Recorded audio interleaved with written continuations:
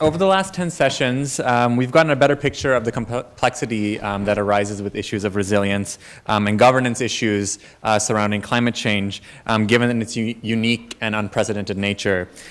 We've learned about the important considerations of environmental justice and cap and trade, about the litigation in courts and the use of existing legal frameworks to address the resilience of the electricity utilities and infrastructure. We've also heard about the confluences of water and native rights in the West.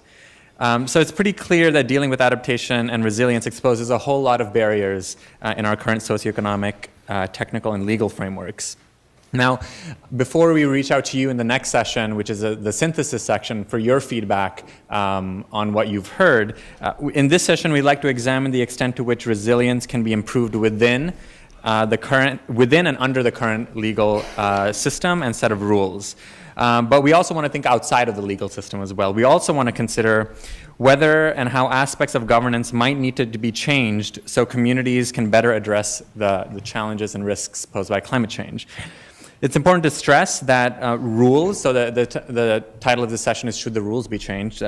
It's important to stress that these rules not only include those defined by legal frameworks, but also those that arise from how different groups, including activist and advocacy groups, as Nate mentioned in the previous session, corporations and governments, how all of these different entities and groups and organizations and institutions have historically interacted. So rules also include customs and soft laws and best practices. So we have 3 speakers now who will provide different perspectives on these issues, from the local scale to the federal executive scale, and to perhaps the national governance issues that may arise because of the United States' participation in the international arena. So basically, our panel is tasked to start pulling this summit together. No pressure whatsoever. So speaking first will be Jessica Grannis, who spoke yesterday. She has an extensive background in coastal management issues. As the Adaptation Program Manager for the Georgetown Climate Center, she oversees staff and student research and analysis on federal, state, and local adaptation efforts. She's also staff attorney and adjunct professor at the Harrison Institute for Public Law at Georgetown University Law Center. Prior to joining the Harrison Institute, she was a staff counsel for the California State Coastal Conservancy and the Ocean Protection Council. Following Jessica will be Victor Flatt, the only speaker here who hasn't spoken yet, cousin of Lester Flatt of Beverly Hillbillies fame. He comes from the Flats of Cumberland Plateau in Tennessee, where the name is as common as Smith or Jones. He is more seriously, though, the Tom and Elizabeth Taft Distinguished Professor of Environmental Law and Director of the Center for Law, Environment, Adaptation, and Resources, as you can see up here, at the University of North Carolina, Chapel Hill. He has always been concerned for the poorer in our society, and these are exactly the people who will be hurt most by climate change, and that's a theme that's been coming up again and again today. So as a legal scholar, he fights for people's right to a clean environment. Then we'll hand it over to Michael Dorsey, who spoke earlier this morning. As I mentioned then, he's worked all over the world on issues of multilateral environmental policy, finance, and economic development. He is currently interim director of the Joint Institute for Political and Economic Studies. And this is an organization that is dedicated to improving the socioeconomic status of African Americans and other people of color through research, analysis, and public engagement, all in an effort to strengthen this nation's pluralistic society. So we'll have each speaker speak for about 10 minutes and then just have an open dialogue and Q&A. All right. So I guess I'll start us off. So I'm going to start somewhat broadly and generally talking about big picture changes that are needed in law and policy, and then continue on the refrain from earlier conversations and use the example of disaster relief funding to talk about, what these challenges look like through the lens of a particular program and structure. Two of the questions, one is, how can we use existing programs and laws to incorporate resilience? And I think the answer there is yes. There's a lot of opportunities. We hosted at the Georgetown Climate Center a series of workshops with federal agencies and state and local partners to discuss just that issue, to inform the federal state, local, tribal leaders climate preparedness task force. And there are a lot of different federal programs that can be leveraged to support state and local adaptation. I think the challenge there is that there's a big effort to sort of circumvent Congress because there's not really action that can be had on the Hill. And the challenge there is that if we do all of this labor to promote resilience through existing programs and do all this hard work and discussion, and we're not incorporating that into the laws and policies that are on the books, there's a huge risk that we'll be creating this beautiful Mona Lisa painting on an Etch-a-Sketch, and the next administration will come in and have different priorities, and they'll shake that up, and all of that wonderful work will be lost. And so I think there's a need to both, think about those opportunities and really mainstream and think about resilience in all programs at all levels of government. But there are also, there are big structural changes within our laws that need to be made, and that requires Congress to engage on these issues too. So big picture, I think if you're looking, across levels of government, the big challenge is that many of our laws, as was mentioned here many times, were developed many years ago, and so they weren't designed with climate in mind. Most of them use historic information as the baseline for decision making, so they're not designed to allow people to look out into the future and say, we're going to see 2 feet of sea level rise, maybe we shouldn't build here. They look at 1980s flood data and say, oh, this didn't flood in the 1980s, so you don't have to be worried about it. So that's challenge number one. The second challenge is that most of our laws are very siloed, and so they deal with water, or they deal with flooding issues, or they deal with stormwater, and so they don't create or reinforce the need that we see in a climate change world to work across silos and to work between different agencies within government to solve these problems that have effects across sectors.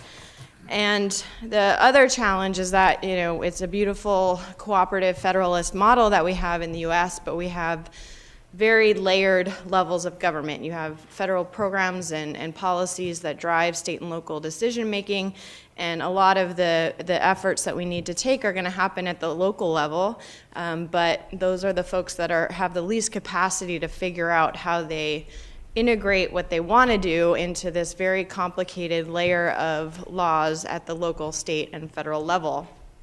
And so what we need are big structural changes to the laws and policies that are on the books, but those are also the most difficult to fix. From my background in California, we saw that there were problems with our California Coastal Act, but there was a fear that if we went to try to fix that law and we went and opened that law up, that special interests would take advantage of that and basically gut all of these environmental protections that we'd worked so hard to put in place for so many years. And so there's a hesitancy to go in and make those big structural changes that are needed because of the possible negative consequences.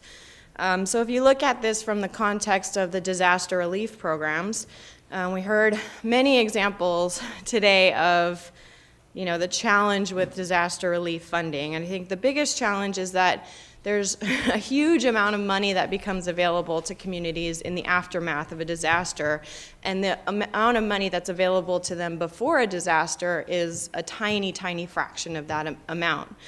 So there's really not there's not sufficient funding to help communities prepare for and reduce and avoid losses. There's only a pot of funding to help them recover in the aftermath of a disaster, which, I think there was some discussion of the moral hazard that's involved in that context, and I don't think anybody's saying that, we're not going to help our neighbors in the time of need, but we also have to think about whether or not that is facilitating redevelopment and development in places where are, very risky, and development of structures in the same footprint of the same design as they were before the storm.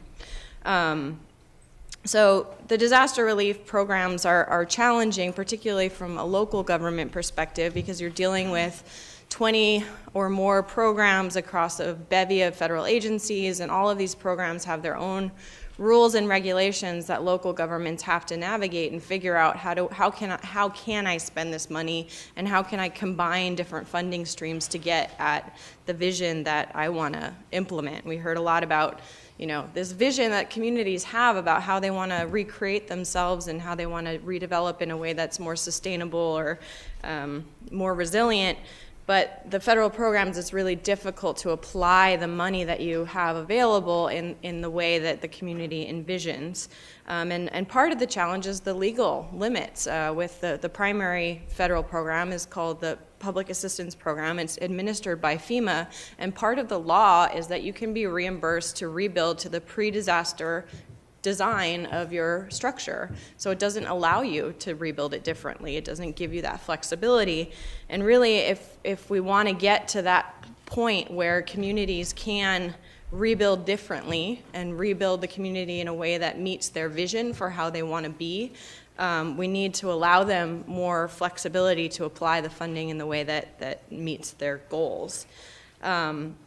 And then lastly, I wanted to address the question of retreat. I think, you know, it's a challenging question for a lot of communities. We've seen examples of where it failed with the ULI Green Dot Plan and this kind of top-down approach of saying you shall not return to these areas. But I think there are examples, and they're few and far between, so don't brand me Pollyanna, but there are examples where communities have come together and said, we've been flooded. So one example is Gays Mills, Wisconsin, where they had two 500-year flood events back to back, 2007, 2008. 90% of their town was wiped out, and they just got tired of rebuilding and being covered in water and having those impacts. And so they, as a community, decided that they were literally going to take their town and move it upland, and they were going to move the whole town. And we're working with other communities that are looking in Chester, Pennsylvania. It's a very low-income, very blighted community where they're looking at taking lands that have been abandoned and demolished, and now are sitting on the public tax rolls, and trading those, working with Habitat for Humanity to build houses on those lands, and trading lands for, you know, in the vulnerable floodplain for the upland part of the community, so they can maintain community cohesion, keep neighbors together, but also get people out of the floodplain. So I think there are examples where people are trying to innovate and they want to do resilient redevelopment, but there are barriers that we need to help remove and fix. So I'll stop there. Thank you, Jessica. Just gonna, let's just pull it up again. Hopefully. There we go. There's a reason for that. Well, first, thank you all for organizing this. It has been fascinating, and I appreciate the efforts to try to think through this and actually come to some solutions. The title of our panel is Should the Rules Be Changed? And I will emphatically say yes. And I'm saying that, and I brought this up because I want you to see in the picture the slogan of CLEAR, Adapting Law for a Changing World. And we adopted that as our slogan in 2009 when the center was founded as the first center that looked at the legal policy ramifications of climate change adaptation. And the point I want to make is everything we've been hearing here is a result of the fact that we, as a society, evolve. Our informal structures evolve, our formal structures evolve, our legal structures evolve, but they have heretofore evolved in a way that is dependent on the static nature of how our world and our society has existed. That is no longer a given. And so we have to rethink how all of these things work, and we're sort of in a transition period where what we have doesn't exactly work so well, and we're trying to figure out how to reach to that next level. And I think as this moment in time, it looks very confusing and difficult, but I think if we think towards the future, we will do what we have always done, which is evolve our society to address these issues. The biggest problem, I believe, in climate change adaptation is similar to one that we see in disaster relief. The last panel talked about disaster related to climate change. And the big problem is planning for change. Planning for change. And in the disaster context, we see this in the fact that people don't want to plan ahead of time. We see this in the weak part of the disaster experience, which is what I call the long-term recovery, part 3. Not pre-disaster, not immediate post-emergency disaster, but then what should we have after that? What should our community look like going into the future? And that's the same question that we have to answer with climate change adaptation. What should we be doing and what should we look like 10 years from now, 20 years from now, 30 years from now, and 40 years from now? But to do planning, particularly the kind of thoughtful, integrated, involving local groups, to actually think through real things of change and what we want to be, you need resources. And you need to be able to do that at a local level, and we don't have those resources. So our basic existing laws are not well suited to this planning for change. As Jessica pointed out, we do have some existing laws that can be tweaked and utilized to help. The big thing now, as we saw when we met with all the federal people, is try to use disaster money because that's the only real money that's out there. So when you get your disaster money to come in, then use it to do adaptation work as well. But again, if you haven't planned for that ahead of time, if you haven't thought about it ahead of time, that is not going to work. We could use Water Resource Development Act things to alter planning for the future. We have the Coastal Zone Management Act, but as you pointed out, states don't want to often reopen that because they're afraid of what's going to happen. The Obama administration has tried to create pan-federal interagency cooperation to use the current laws we have to address adaptation. I think that's a good start. I think the Obama administration could do more. I think that if we had a focus from the top down in that administration of what the most important things we need to focus on are, then we could direct resources in the existing laws to where they could make the difference. Also, I would note that existing laws are not just not suitable for climate change adaptation, but they are often a barrier to climate change adaptation. And this is particularly true for the private sector, as well as governments. As you know, a lot of people, individuals, companies in the private sector would have an incentive to adapt to a changing world, and yet they are not able to do so. The most obvious example of this is the state control over insurance rates, which encourage maladaptive building, structures, planning, et cetera. Can you just quickly define maladaptive? Bad adaptation, not adaptation.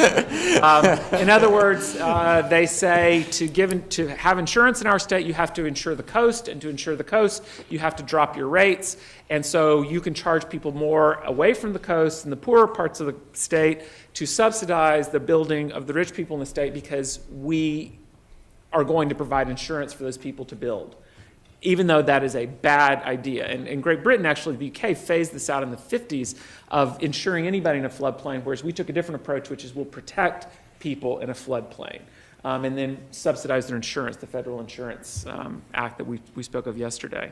So to finish up what I wanted to say, I really think we do need a new law. And we all know the problems in Congress and gridlock and moving things forward. And I can't be the person who solves that. If I were, I would probably be running for president, but I'm not. But I can tell you what that law could look like, what it needs to look like, and the pieces that could be laid now to better allow us to adapt. That law should be focused on local planning. It should provide funding for local planning.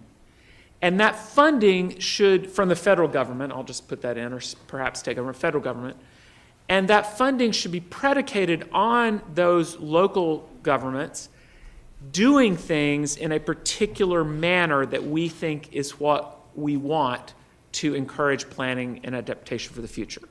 In other words, In Louisiana, I think they call them charrettes. They had a few of these after Katrina, where you get the community together and you vision, to use a noun as a verb, about what you want this to look like in the future. And if you did that, if you involved every community, if you involved low-income communities, minority communities, business communities, nonprofits, if you did that, then funding would be released to allow you to actually start moving and making that planning go forward. That participation would also be based on equal access, and that equal access is very important. As many of you noted, in disaster funding, it's a bit of a lottery. After the disaster happens, who has the political connections? You all saw the fight over Sandy funding. Should we do it? Should we not do it? Who gets it? Who doesn't get it? This would allow every part of the country to have access to planning for the future if they chose to move in that direction. This would also avoid negative externalities. There is a model law like this right now. It is the Coastal Zone Management Act. It gives money to states to plan for their coastal development if they do certain things and plan in a certain way. That law has been around for over 3 decades and has worked fairly well. And so there is a model for this to move forward. How can we get ready for it? Well, we can still try to push for this planning, especially in disaster-prone areas, and in areas that we know are going to be more affected by climate change. How do we do that? Where do we get the funding? Well, perhaps from some nonprofits, perhaps from some government agencies. EPA and FEMA have developed pilot projects. These pilot projects in North Carolina and Iowa have allowed for them to plan for disaster and plan for climate change simultaneously using unencumbered funds from the Stafford Act. And that's because, again, we know there are going to be more disasters that are happening. And we also know that these are subject to adaptation problems of rising sea levels, riverine flooding, precipitation events, and so something has to change. Similar case in Alaska, the native villages have to move. That's being funded through the military. I will go ahead and stop there and let us look at questions. This is going to disappear in a minute. I encourage you, though, we have a lot of resources on this site about laws and policies. The Center for Climate Change at Georgetown website has many resources, and particularly for state and local government. Like us on Facebook. You'll get updates on climate change adaptation all the time. So thank you. Great.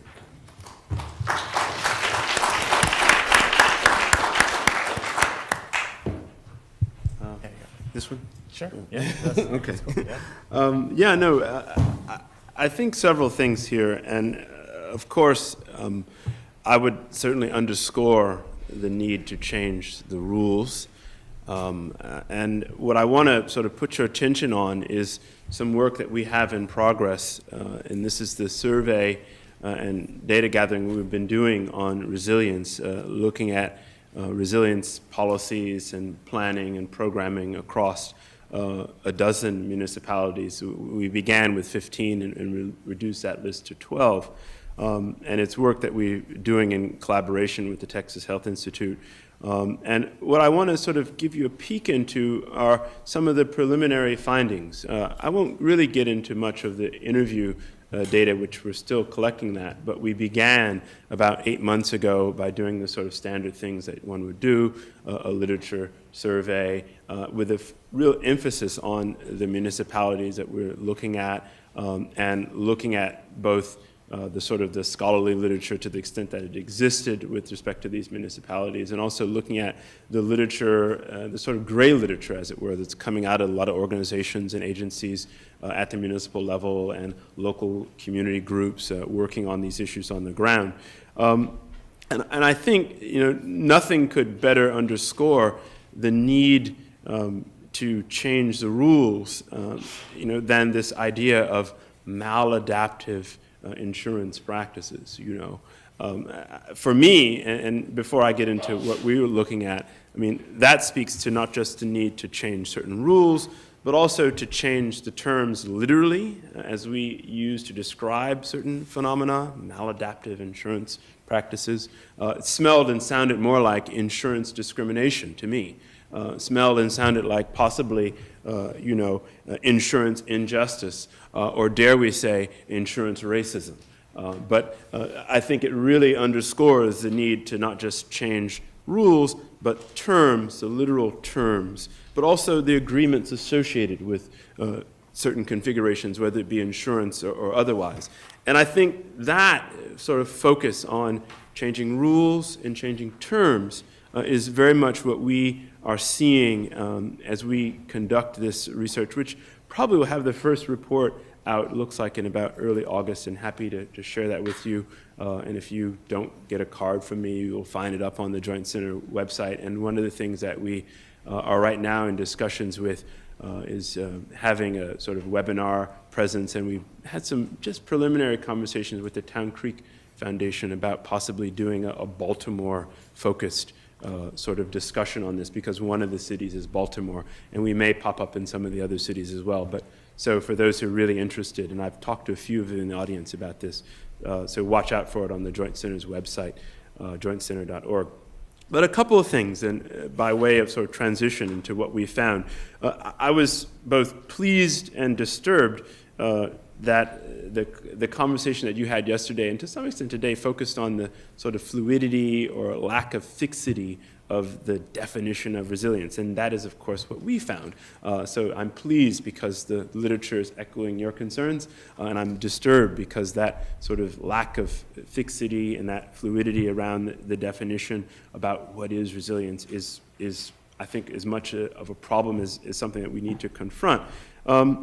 One of the things that came up that we found, and I'll just read it, and the World Bank, I think, encapsulates sort of what might be the embodiment of resilience. And they said in a report that building long-term resilience involves three things, and the level of exposure and sensitivity, or rather understanding the level of exposure and sensitivity to a given set of impacts, developing policies and investments that limit vulnerabilities, and enhancing adaptive capacities. Now, we might not all be fans of the World Bank, but I think that that's a kind of a good down-the-road sense of what are the sort of minimalist aspects of resilience policy making, resilience thinking, particularly as it sort of applies to municipalities, regional areas, and so forth. I think inside of that, and I won't get into this just given the time, but clearly inside of that, there are terms that need further sort of, explanation and evaluation and sort of clarification, particularly ideas about sustainability, adaptation, mitigation, those three in particular. But I think that sort of distillation from the bank really underscores what we found, particularly came from there was, in the post-Katrina moment, there was a national consensus panel that came together, and some of you might have even been involved in this, given the interest of those of you in the room. It was a national consensus panel on emergency preparedness and cultural diversity, and they put together a 2009 document titled The Guidance on Crisis Standards of Care for Use in Disaster Situations, with a focus on cultural diversity. And what did they say was sort of key in doing this, is sort of what's key for emergency preparedness in the context of cultural diversity? And I'll read you the blurb. They said that the integration of racial and ethnically diverse communities into public health emergency preparedness is essential to a comprehensive, coordinated federal, state, tribal, territorial, and local strategy to protect the health and safety of all persons in the U.S. Such a strategy must recognize and emphasize the importance of distinctive individual and community characteristics such as cultural, language, literacy, and trust, and promote the active involvement and engagement of diverse communities to influence the understanding of, the participation in, and the adherence to public health emergency preparedness. Now, for us, and we sort of stumble upon this, some of you might know this, and it may be one of your go-to documents, but that sort of encapsulation really was a really wonderful summary of the stuff that we've been collecting in the field. And we identify, and you'll see this in much bolder relief in the final documents, there's sort of 7 key areas, and there's not enough time to sort of go through the details of all of them. But I want to sort of flag the 7 key areas that come up sort of again and again across municipalities, come up in the literature, that I think basically are the essential components of an inclusive resilience strategy. And we can have a longer discussion about the details of these because we've got a lot of now building data around each of these points. But one key part, the first one, is ongoing community and risk assessment, okay? Yeah, and we've talked about this as sort of risk and rethinking risk as being a critical part of resilience planning and policy. So first, ongoing community and risk assessment has to be part of resilience policy and planning. We also see that we need a coherent, inclusive resilience strategy, has to have cross-sector collaboration. Sort of sounds obvious, but again, you've got to involve the great number of institutions, individuals, organizations, and so forth across the different sectors. The third thing that keeps coming up again that we see is that there has to be a great deal of community partnering and engagement. I think nothing more could underscore that than the example from Greensburg and other examples that you all probably talked about yesterday. The fourth, there need to be incentives and opportunities for communities to engage in resilience planning. We've drilled down on that, and particularly looking at and trying to give some coherence around green jobs. But at the end of the day, if you don't create incentives and opportunities for those that are, quote, self-interested, I like that sort of focusing on that in the Greenberg case, then you won't necessarily have that inclusive policies that you desperately need. Fifth, there has to be community outreach and education, sort of a no-brainer, but again, that's the thing that really undergirds inclusive resilience policy and planning. Penultimately, we need to have the capacity to finance and sustain programs outside of the immediate and the short term, so for the medium and long term.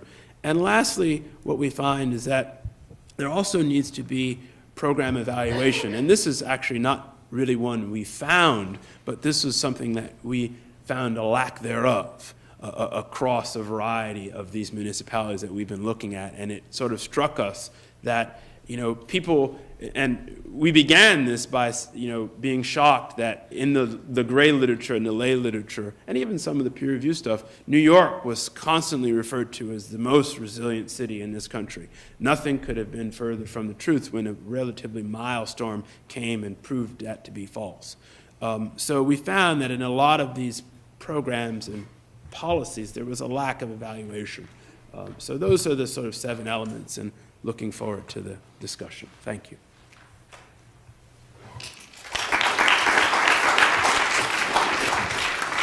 Well, I guess I was just wondering if you guys had any questions for each other before we open it up to the audience, or any responses to what you guys have said.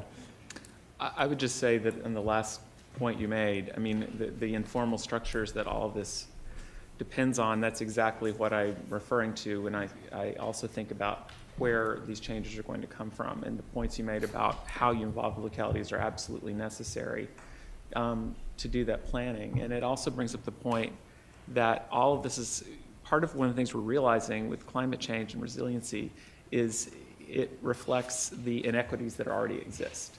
And to the extent it helps us address that, then maybe that turns out will be a good thing. I had a question challenge.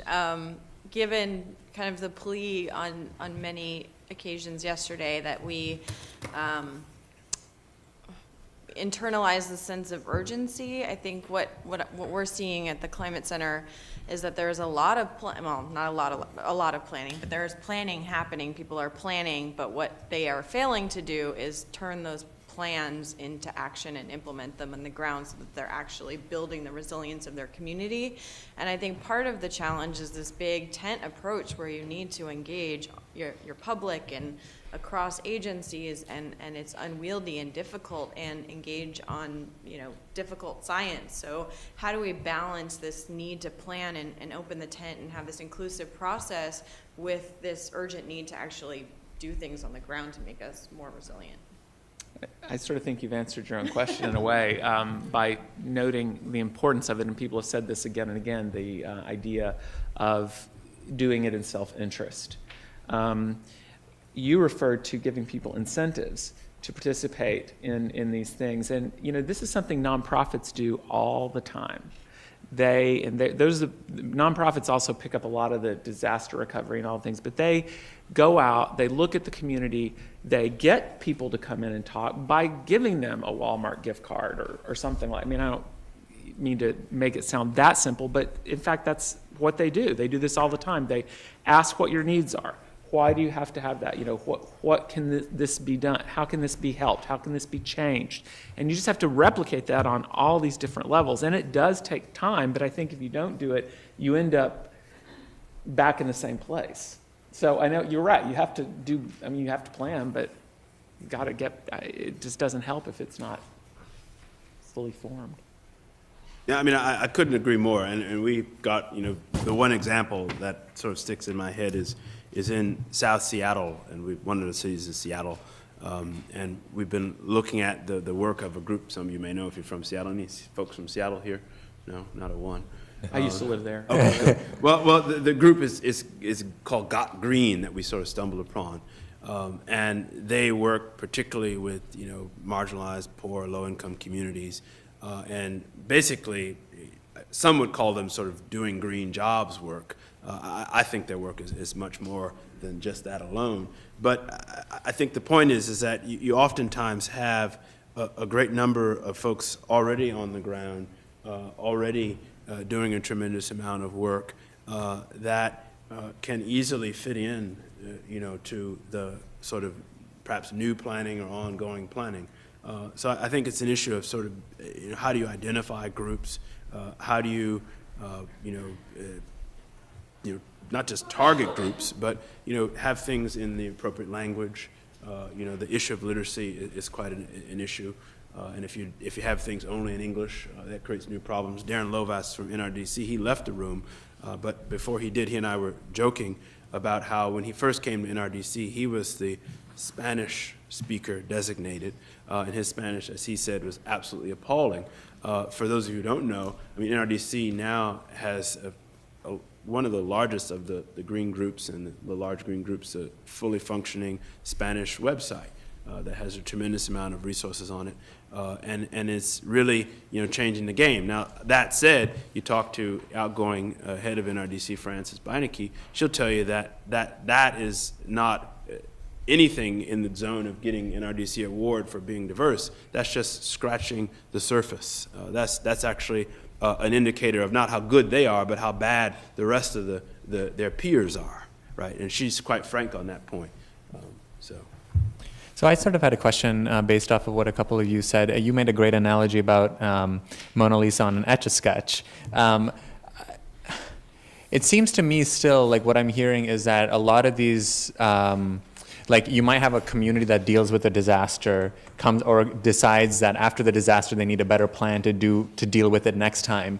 But I'm not really hearing a lot of discussion about like institutionalization across scales or translocal things or like communities that are learning from each other and in response to the urgency that's been underscored, that we were talking about yesterday. So I don't know, I still feel like there's a gap between sort of this like biting at the edges of these issues and sort of creating this dynamic systemic change that needs to happen with planning. So is there a disconnect or am I not seeing the connection between local efforts, which are fantastic and things are going to happen at the local scale, but things happening more systemically? I think you're right, and it's something you said that having it's like what's the word I'm looking for? Adaptive management. Having a set time when things have to be done, legally required. Many of our laws have that. Having a set time, like you have to re-examine this every 2 years. You have to do this. We have to get this community involved every year. That keeps those plans fresh. That keeps them from falling apart. It's not, it's not the greatest thing in the world, but you can try to require those kinds of things. And that's a good way to think about it, I think. Well, I mean, I think I think it's nascent that we have these peer-to-peer networks among localities, like the Urban Sustainability Director Network convenes and gets together their sustainability directors from, different cities that, large, high-capacity cities that have the benefit of having a sustainability director on staff, but they're doing a lot of peer-to-peer learning and sharing amongst each other. So what happens in San Francisco can be replicated in Seattle or Portland or Salt Lake City or vice versa. And I think that's a promising initiative because most local folks learn best from local folks. They want to know, has somebody done it and how did they do it and how can I do it? And I think the next level of that is how do you take it from these high capacity cities with a lot of staff and a lot of resources down to the next level of emerging cities that are interested in wanting to do something but just don't have those same types of resources. And I think one of the ways that's happening is some of the regional collaboratives that are happening around the country where big municipalities are kind of getting in the room together with their outlying kind of counties and smaller scale cities and bringing everybody together to benefit and broaden and leverage resources in a way that kind of builds up the communities that don't have the capacity as like a Los Angeles would. So I think there are a couple models, but more needs to be done.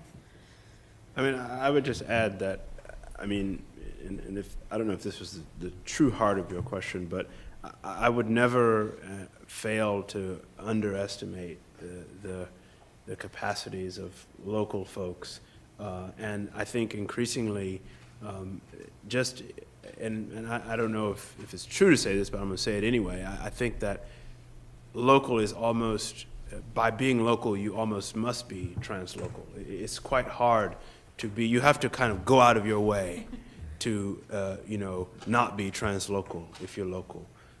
You have to work at it, and I think more often than not, just the way in which we configure information and access to information and ideas, that those that are working local are very much working at other levels just by default and design, and I wouldn't underestimate the way in which strategies and policies and practices at the local level have the ability to configure higher order activities.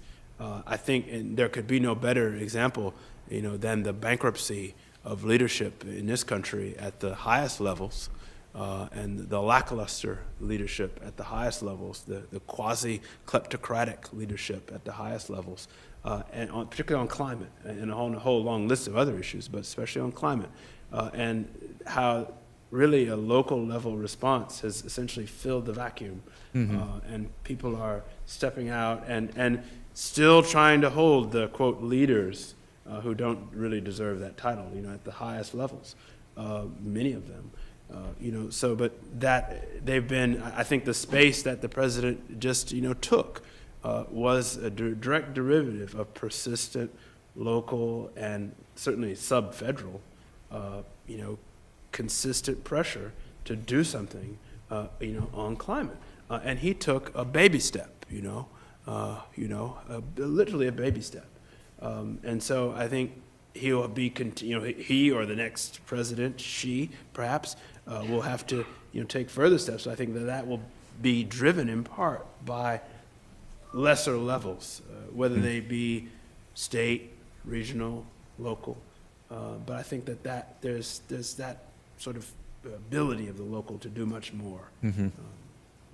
Yeah. Sort of along those lines, and to somewhat broaden the conversation beyond kind of law, I think one of the big challenges and a good kind of opportunity to bring others in the audience into the conversation is the disconnect between the science community and the policymaking community. I think the biggest example here, and if we're talking about governance and rules, is the IPCC, where it's a consensus basis that their group needs to act to put it in a report. And so what we've seen is when the state and locals rely on that information because it's coming from this trusted audience of science, they're relying on information that's overly conservative in many instances. And we've seen over the course of various IPCC reports, particularly for sea level rise where I work, that number keeps edging up. And so if you're the unlucky state that adopted your plan under the first IPCC report, you're using a 2-foot sea level rise scenario when, current science estimates it's going to be more like a 6-foot scenario. And part of the challenge there was because of the way that the science community works, they discounted or didn't incorporate the most up-to-date, most recent science information into those reports. And so is there a way that, the science community can get better at translating the information and translating certainty and probabilities and incorporate some of these minority opinions package it into usable information that folks can know the limitations and benefits of reports? I don't know if... Yeah, no, I think I think it sort of speaks back to Victor's point about it may not necessarily be the science, but the way in which we deal with it through adaptive law or adaptive decision making or adaptive management. That might be the right approach. But anyway, longer conversation. Unfortunately, we are so out of time, and I apologize that we weren't able to take any audience questions. But hopefully, you guys can stick around for the synthesis section, which is going to be a crowdsourcing sort of session. And let's just give our panelists another round of applause. Thank you.